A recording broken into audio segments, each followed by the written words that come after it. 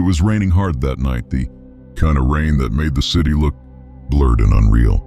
Inside St. Harlow General Hospital, everything was quiet except the hum of the fluorescent lights. Nurse Claire Morgan sat alone at the reception, fighting sleep. It was 3:12 a.m., the hour no one liked. The hospital was empty, the corridors dark, and her coffee long gone cold. She was about to close her eyes when the intercom cracked alive. Nurse Claire, report to Ward 9, patient critical. Her heart skipped a beat. Ward 9? There was no Ward 9 anymore. That floor had been closed after the fire 10 years ago. The fire that killed 8 patients trapped in their rooms. She pressed the intercom button. Control room, please repeat the message. Only static. Then a faint voice whispered, please, hurry. He's dying. It didn't sound like a broadcast. It sounded right behind her. Claire spun around, nothing. The long hall behind her was empty. She ran to the security desk. Martin, did you just hear that? Someone called from Ward 9. Martin frowned. There's no Ward 9. Claire, you know that. Before she could reply, the intercom came alive again, louder this time. Nurse Claire, you're late. Martin froze. That came from the East Wing, he whispered. That's where the old Ward 9 used to be. He grabbed his flashlight. I'll check the feeds. Claire's pager buzzed. She looked down, unknown caller. She answered. Please, help me. Room 913. Then silence. Room 913 didn't exist anymore. A faint metallic clank echoed from the corridor like something rolling across the floor. Claire hesitated, grabbed her torch, and started walking toward the old East Wing. Each step echoed. The lights flickered. She reached a rusted door, paint peeling, handle cold. A broken sign above it read, Ward 9. Her throat went dry. She opened the door. Dust and darkness greeted her. Old beds, burned sheets, the smell of mold and ash. Hello? She called. No answer. Then a wheelchair rolled out by itself, stopping right in front of her. She froze, heart pounding. The torch flickered, and for 1 second, she saw a shadow in the doorway. Tall, still, staring. Martin, she called. The light died. Something breathed close to her ear, slow, raspy. You shouldn't have come here, Claire. Her flashlight blinked back on, and she screamed. A hospital gown lay on the floor, bones inside it. A burnt patient tag reading Ward 9, patient unknown. Behind her she heard footsteps. Not one, many, dragging across the floor. The walls shimmered. Dozens of black handprints appeared, and below them, words scratched into the plaster.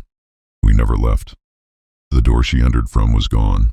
Only a solid wall now, and from the dark, a burned figure stepped forward, its voice the same one from the intercom. Nurse Claire, you were supposed to save us.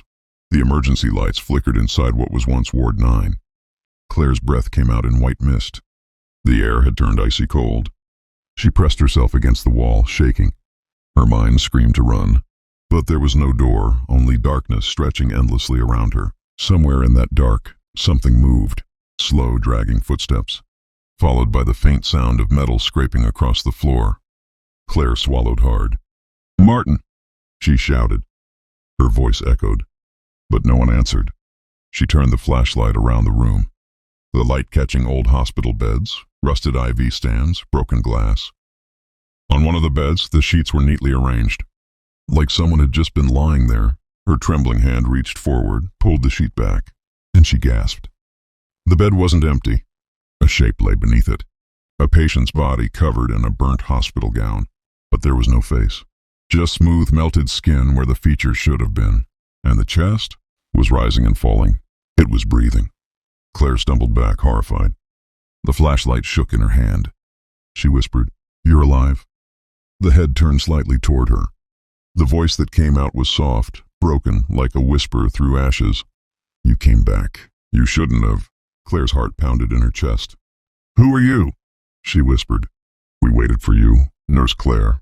Her blood ran cold. How do you know my name? No answer, just a faint, awful sound of bones cracking. The patient began to sit up, each movement unnatural, slow, jerking. Claire dropped her flashlight and ran.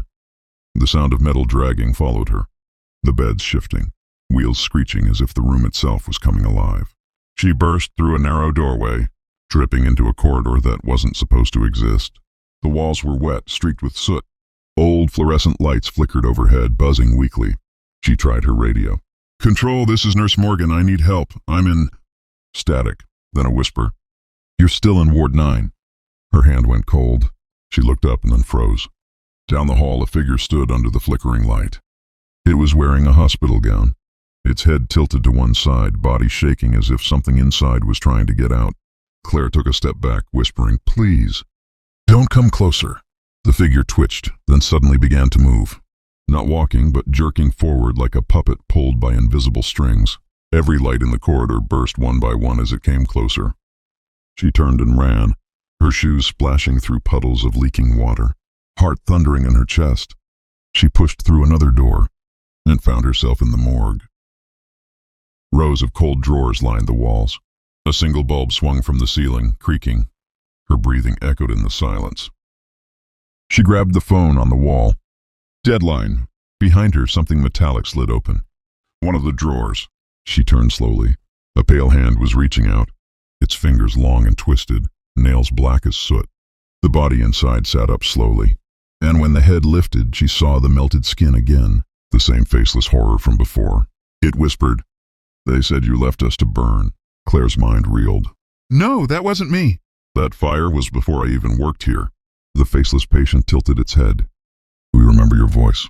You told us help was coming." The morgue light flickered violently. Behind the patient, other drawers began to open, one by one, metal screeching through the air. Dozens of bodies sat up inside, burned and lifeless, but all whispering in one voice. "Nurse Claire, you let us die," she screamed, stumbling back against the cold tiles. The air grew heavy, and the whispers became a deafening chorus of pain. Then in silence. When Claire opened her eyes, the morgue was empty. The lights were steady again. No bodies, no sound, only the faint hum of the building. She stood there shaking, trying to catch her breath. Had she imagined it? Her radio crackled suddenly. Martin's voice came through, panicked. "Claire! Where the hell are you? You vanished from the cameras." Claire almost cried from relief. "Martin! I'm in the morgue! Please come get me out of here!" Static again, then, "Claire!" There's no morgue in the East Wing. Her hand went numb. She looked around slowly, and the walls began to change. The white tiles darkened, turning black and cracked. The temperature dropped. A soft sob echoed from somewhere close, and when she turned, she saw a small girl in a burned hospital gown standing at the end of the room. The girl's eyes were hollow, glowing faintly. She raised a shaking hand and pointed at Claire. "You shouldn't have come back." The light went out. When the light returned, Claire was no longer sure where she was. The morgue had changed. The walls now looked like cracked concrete, dripping with dark water. The smell of smoke and rot filled her nose. She looked around, whispering to herself, "This isn't real. This can't be real." Her radio was dead again, and then she heard it, the faint sound of crying. It came from below the floor. At first it sounded like a child. Soft, terrified sobs. Then more voices joined, whispering, begging, as if dozens of people were trapped under her feet. "Help us, nurse. We're still here." Her knees nearly gave out. She stared down at the cracked tiles. The voices grew louder, turning into screams. Her flashlight flickered, and the cracks in the floor began to glow faint orange, like there was fire burning beneath. Suddenly one of the tiles broke open. A burnt hand shot out from underneath, grabbing her ankle. Claire screamed, kicking free. The hand pulled back, leaving behind a trail of black ash. Smoke began to rise from the cracks, filling the room with a suffocating haze. She stumbled backward, coughing, and burst through a heavy door, only to find herself in another corridor. This one she recognized. It led to the old basement records room. Her flashlight beam caught a half-burned sign. "Patient Records, 1974 fire." Her pulse quickened. 1974. That was the year the asylum burned. The fire that killed everyone in Ward 9. She pushed the door open. Inside, dusty cabinets lined the walls. Papers scattered across the floor, all marked with soot. In the center of the room sat an old reel-to-reel tape recorder. Its red light was blinking. Claire approached carefully and pressed play. A man's voice came through the speaker. Calm, professional. "Patient number 423, female, approximately 10 years old. Severe burn trauma, no surviving relatives. Admitted to isolation ward." Then another voice, trembling. A little girl. "It hurts. Please, I want to go home." The man sighed. You'll be fine, sweetheart, just rest. Nurse Claire will take care of you. Claire's eyes widened in horror. Her name? She froze. The tape was decades old, from before she was even born. How could it mention her name? The tape crackled again. The man spoke once more. Nurse Claire said she'll stay with you tonight. Then, screams. Terrified, high-pitched screaming, followed by fire alarms and chaos. The tape sped up, melted, and stopped. Claire dropped it, trembling. The red light of the recorder turned back on by itself, and a distorted voice whispered from it. You promised you'd never leave us. The temperature plummeted. Her breath came out in mist. She turned around and saw them. Dozens of figures standing in the corners of the room. Burned, faceless, their hospital gowns charred and torn. All silently staring at her. She backed away slowly. I'm not the same Claire, she stammered. You're mistaken. That wasn't me. But the figures began to move closer. Their steps were soft, wet, echoing through the room, each whispering her name in a different tone, as if hundreds of dead souls remembered her in their own agony. One of them, taller than the rest, stepped forward. Its voice was deeper, colder. You carry her name. You carry her sin. The floor cracked open again beneath her. Flames burst out and she fell, screaming. As hands reached up from the fire, trying to drag her down, she hit the ground hard. Dust and dirt filled her mouth. When she opened her eyes, she was lying in a tunnel, underground, filled with old pipes and broken bricks. Her flashlight had rolled a few feet away, flickering weakly. In the distance, she heard footsteps. Not ghostly this time. Heavy, human.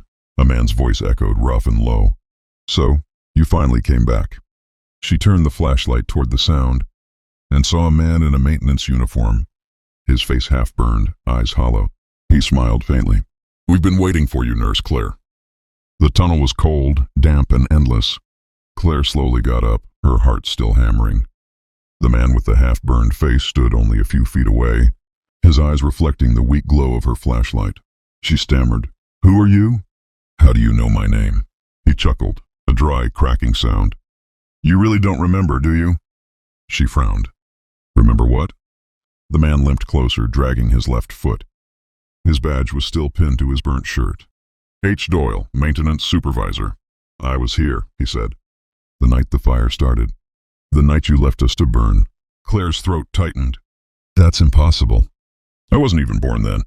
He stopped a few feet away, staring directly into her eyes. Maybe not you, but the one who wore your face was. Her hands trembled. What are you talking about? He pointed toward the ceiling, his voice low and trembling. That fire. It wasn't an accident. Ward 9 was full of the forgotten, the patients no one cared for. They were locked in when it began. And a nurse, your mirror, promised to help them. But she never came back. The tunnel echoed with whispers, the same voices she'd heard above. Claire shook her head violently. No, that's not me. You're confusing me with someone else. He tilted his head, eyes glinting in the dim light. Every soul down here remembers her name, Claire. The air turned thick, the walls pulsing like they were alive. Steam hissed from the pipes, forming shapes that looked like faces screaming in silence. She backed away. Please, I just want to get out. The man smiled faintly. You can't leave until you finish what she started. He slowly reached into his pocket and pulled out a small rusted key. Its tag reading, Ward 9 restricted. It's still locked. The same room where the fire began. Go there. Set them free, or they'll never stop calling your name. He placed the key in her trembling hand. The metal was warm, almost burning. Before she could speak, the tunnel lights flickered again. The man began to fade, his voice echoing softly. Don't make her mistake, Claire. Don't run this time. Then he was gone. The tunnel fell silent, except for the sound of dripping water. Claire stood frozen, staring at the key. Her breathing quickened. Everything inside her screamed to leave, to escape this nightmare, but something stronger pulled her forward. She walked through the tunnel, the sound of her footsteps echoing like heartbeat drums. At the end, a metal staircase led up to a heavy iron door. She climbed it slowly, clutching the key tight. On the door, faded letters read, Ward 9 sealed since 1974. Her fingers shook as she slid the key into the lock. It turned with a deep, echoing click. The door creaked open, and a rush of freezing air hit her face, carrying the faint smell of burned flesh and smoke. Her flashlight flickered, revealing the hallway beyond. The walls were scorched black, and on each side were old hospital rooms with melted glass windows. Everything was frozen in time as if the fire had just happened yesterday. She stepped inside. The door shut behind her with a loud slam. The lights in the hallway flickered to life, and voices whispered from every room. "You came back, Nurse Claire. You promised you'd stay." Her heart pounded as she turned the flashlight left. A shadow darted across the hallway. She turned right, another figure standing at the end staring silently. It was the little girl from the tape.